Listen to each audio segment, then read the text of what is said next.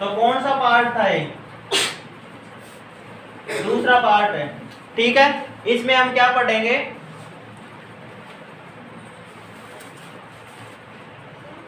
मूत्र निर्माण की प्रक्रिया।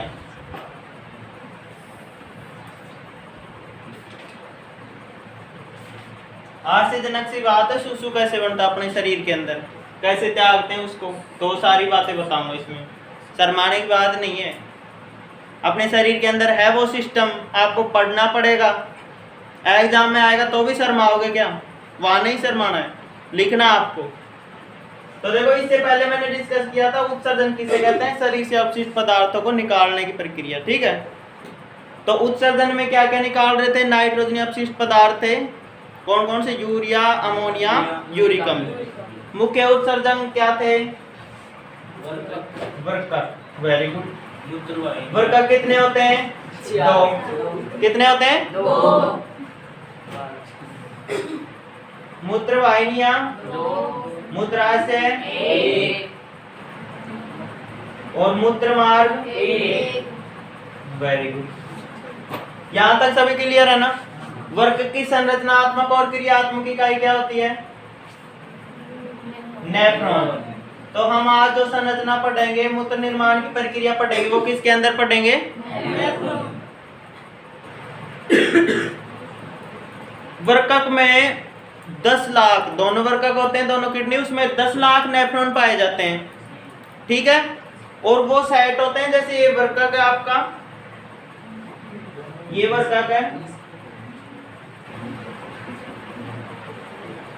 ये दोनों वर्कक हो गए, इसके अंदर 10 लाख किसके अंदर सेट होंगे? पिरामिड्स के अंदर। ये हो गए पिरामिड्स। ठीक है भाई, एक की बात बता रहा हूं, एक से रक्त आएगा,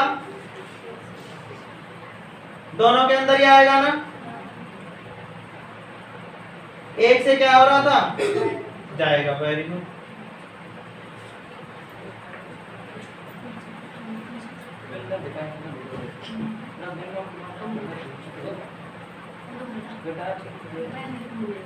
देखिए भाई, इधर ध्यान दो, एक से रक्त आएगा, एक से जाएगा।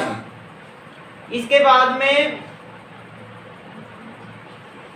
नेफ्रॉन की स्टोरी पे आ जाओ डायरेक्ट। मैंने नेफ्रॉन की संरचना बना के दिखा गया था मैं कल पहले पार्ट में। इसमें देखो, ये तो क्या होता है?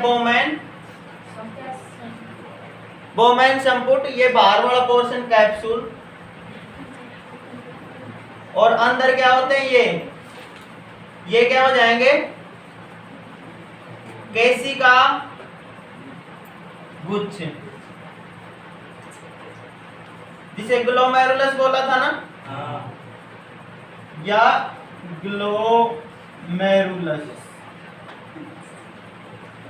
क्लियर आप सभी यहां तक? इसमें एक रक्त नलिका आ रही थी जिसे अभिवाही बोला था, एक जा रही थी, इसे क्या बोला था?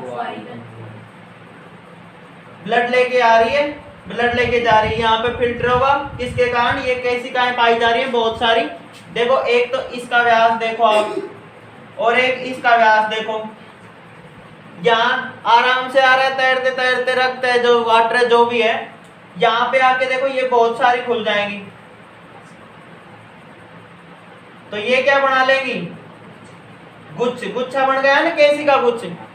तो यहाँ पर सरफेस यानी एरिया, क्षेत्रफल बढ़ गया। क्षेत्रफल बढ़ गया तो ज्यादा मात्रा में छनेगा कि नहीं? छनेगा ना। इसका व्यास देखो और इसका व्यास देखो, इसका व्यास कम है तो यहाँ पर प्रेशर लगेगा, प्रेशर लगेगा तो छनेगा। ठीक है, तो मूत्र निर्माण की प्रक्रिया थी, उसमें 3 स्टेप पढ़ेंगे। पहला स्टेप क्या होगा? निस्पंदन या छन्ना। ठीक है, नंबर 2 क्या होगा? पुनः अवशोषण। और नंबर 3 क्या होगा? श्रावण। क्लियर हो?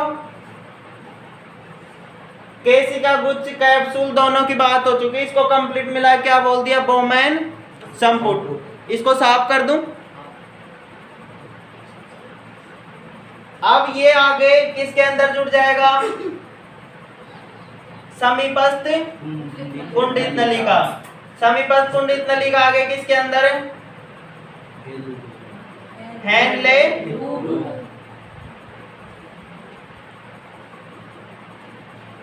ये क्या हो जाएगी? दूरस्थ कुंडलित नलिका। दूरस्थ कुंडलित नलिका किसके अंदर है? संग्राहक नलिका के क्लियर हो ना आप सभी यहाँ तक? तो पहली स्टेप में क्या पढ़ना आपको? निस्पंदन। निस्पंदन देखो, अभिवाही अपवाही रक्त नली, अभिवाही तो लेके आ रही है, अपवाही लेके जाएगी। यहाँ पर क्षेत्रफल बढ़ जाएगा, केशिका गुच्छ में जो आ रहा है वो मटेरियल आ रहा है, रक्त आ रहा है, वो क्या होगा? पास होगा तो वो छन जाएगा। यहाँ पर ये प्रेशर लग रहा है और साथ में क्षेत्रफल बढ़ रहा है, इसके कारण क्या हो जाएगा? छन जाएगा। इसमें सूक्ष्म सूक्ष्म छोटे छोटे छिद्र पाए जाते हैं, जिससे आवश्यक पदार्थ भी छन जाते हैं और अनावश्यक भी। वो छन कर किसके अंदर आ जाएंगे भाई? ये क्या है? समीपस्थ कुंडलित इसमें आ जाएंगे ना। ये आगे किसके अंदर जाएंगे? Handle loop. तो देखो क्या क्या छन के आया? निस्पंदन में क्या क्या छन जाएगा? लवण, एमिनो अम्ल,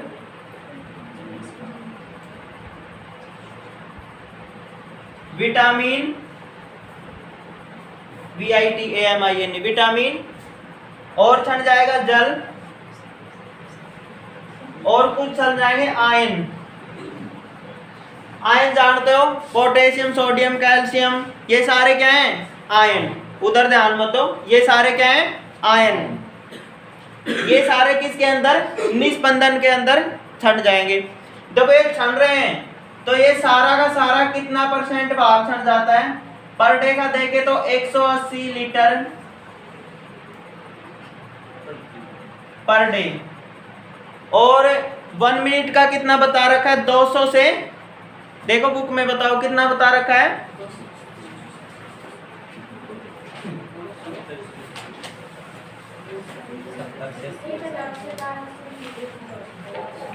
1 मिनट का है ना?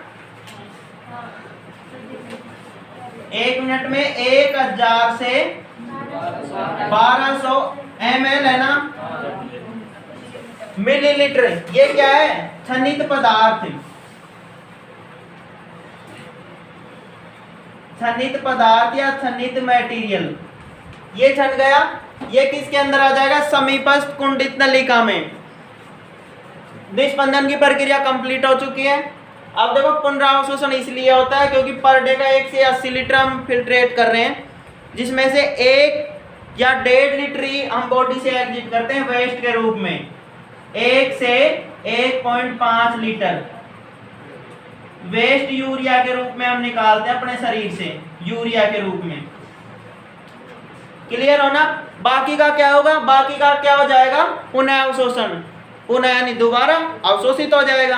तो सर्वाधिक अवशोषण किसके अंदर होता है? समीपस्थ कुंडलित नलिका में। इसके बाद में कहां पे घूमेगा ये? हैंडले लूप में। हैंडले लूप में वाटर का, किस का? वाटर का और आयनों का, इनका क्या हो जाएगा? अवशोषण।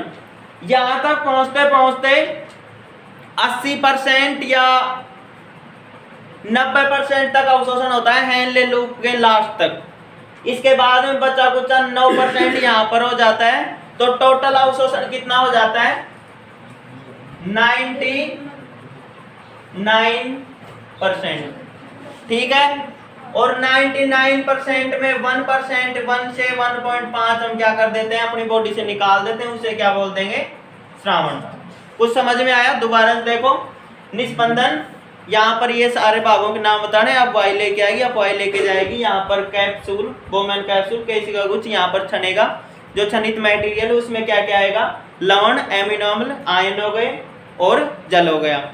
ये आ जाएंगे। इसमें कुछ हानिकारक भी हैं, कुछ लाभदायक भी हैं। तो लाभदायक को हम क्या कर देते हैं? अवशोषित कर देते हैं। पर डे का कितने छन रहा है? 180 लीटर। 1 मिनट में कितना? 1000 से 1200 ml क्या हो रहा है? छन रहा है जो मटेरियल है। उसके बाद में पुनरावशोषण हो जाए, क्योंकि इतना हम बॉडी से एग्जिट नहीं कर पाते हैं। कितना करते हैं? 1 से 1.5 लीटर ही अपने शरीर से एग्जिट कर पाते हैं। ठीक है।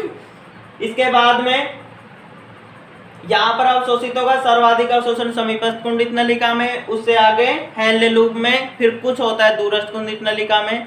जो बचा कुचा उसको हम कहाँ डाल देते हैं, संग्राहक नलिका में। अपना शरीर अपने आप काम करता है, किडनी। उसके बाद में संग्राहक नलिका के बाद में कहाँ जाएगा, ये क्या है, संग्राहक नलिका। संग्राहक नलिका के बाद में कहाँ जा रहा है, हाइलम में। हाइलम यहाँ आ जाएगा, हाइलम। हाइलम के आगे पेल्विस, वेरी गुड। पेल्विस से आगे मूत्र वाहिनी। ये आ गई मूत्र वाहिनियां, ये रही 2-3 मैंने बताई थी। ये किसके अंदर खुल जाएंगे भाई, मूत्राशय के अंदर। और मूत्राशय से आगे मूत्र मार्ग से हम बॉडी से एग्जिट कर देंगे। तो मूत्र निर्माण की प्रक्रिया में कितना मूत्र हमें एग्जिट करिए पर डे का, 1 से 1 लीटर। कितना अवशोषित हुआ, 99%, 99% अवशोषित होगा, जिसका 1%, 100% का 100% है, तो 1% तो हमने बॉडी से एग्जिट कर दिया, 99 का क्या होगा, पुनः अवशोषित। ठीक है, तो किडनी का काम क्या क्या हो जाए, काम भी बता दे रहा हूं यहीं पे। जल का, आयनों का, कुछ आवश्यक पदार्थ और उनको क्या कर देती है, अवशोषित कर देती है। तो आयनों का कंट्रोल करती है किडनी, जल का कंट्रोल करती है। देखो आप कुछ समय से पानी नहीं पी रहे हो, 2, 4, 5 घंटे से, फिल्ट्रेशन उतना ही हो रहा है, तो उस टाइम किडनी क्या करती है, उसको वापसी वाटर को क्या कर देती है, अवशोषित कर लेती है। ठीक है, उस कंडीशन में अगर ऐसे छाने जा रहे, टॉयलेट निकाले जा रहे, तो शरीर के अंदर पानी की मात्रा कम हो जाएगी ना, हो जाएगी नहीं कम, ऐसे आयनों की मात्रा कम हो जाएगी। तो ये किडनी अपने अनुसार काम करती है। किडनी है ना, इसके अंदर नेफ्रॉन होंगे बहुत सारे, तो ये अपने अनुसार काम करते रहते हैं। जितना मटेरियल चाहिए उतना तो रख लेते हैं, बाकी को बॉडी से एग्जिट कर देते हैं। यहाँ तक क्लियर हो, अरे क्लियर हो ना सभी। इसके बाद में ये आ रहे थे कौन, अन्य उत्सर्जी अंग। अन्य उत्सर्जी अंग में कौन कौन आ रहा है, नंबर फर्स्ट दोबारा देख लो। नंबर फर्स्ट तो क्या आ रही है, त्वचा। त्वचा किसका वो कर रही है, एग्जिट कर रही है बॉडी से अपशिष्ट के रूप में, पसीना और जल, और जल तो इसमें आ गया पसीने में, और तेलीय पदार्थ। तेलीय पदार्थ को तेलीय ग्रंथियां, पसीनों को श्वेत ग्रंथियां। ठीक है, और कौन आ रही थी, फेफड़े। फेफड़े किसका, कार्बन डाइऑक्साइड का, और लीवर। लीवर किसका, नाइट्रोजनी अपशिष्ट पदार्थ। क्लियर हो आप सभी यहां तक। इसके बाद में लीवर तो आ गई, और क्या आ रहे थे, मुख्य उत्सर्जी अंग।